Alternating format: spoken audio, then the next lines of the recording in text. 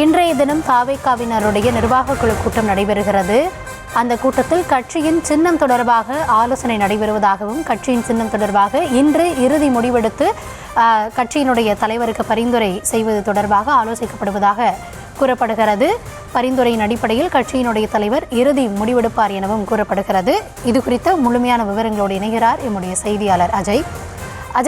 ஆலோசனை கூட்டமானது துவங்கி நடைபெற்றுக் கொண்டிருக்கிறது. என்னென்ன முக்கியமான விஷயங்கள் அதில் ஆலோசிக்கப்படுகிறது?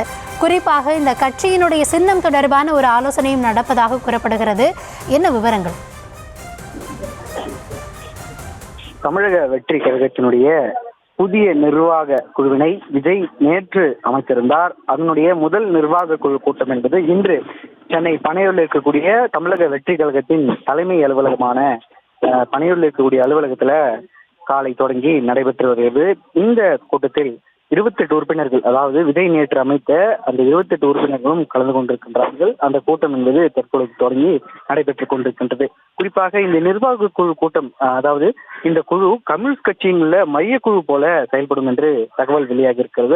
அதாவது கட்சியின் செயல்பாடு, நிலைப்பாடு உள்ளிட்ட முக்கிய முடிவுகளை பரிசீலனை செய்து தலைவர், செயற்குழு மற்றும் பொதுக்குழுவிற்கு பரிந்துரை செய்வார்கள். அப்படியாக இந்த குழு இயங்கும். அதற்கான முதல் ஆலோசனை கூட்டம் தான் தற்பொழுது நடைபெற்றுக் கொண்டிருக்கின்றது.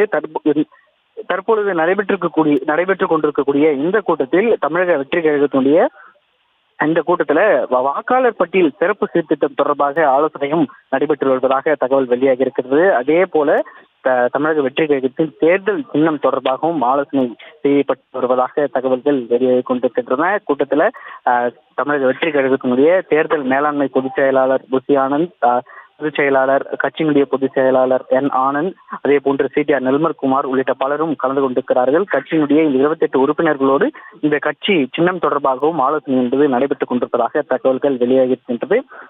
ஆலோசனை செய்த பின் கட்சியின் தலைவருக்கு அதை பரிந்துரை செய்வார்கள். அது குறித்த முக்கிய முடிவுகளை இன்று தமிழக வெற்றி கழகத்தினுடைய தலைவர் விஜய் பரிந்துரை செய்வார் என்றும் தகவல் வெளியாகியிருக்கின்றது.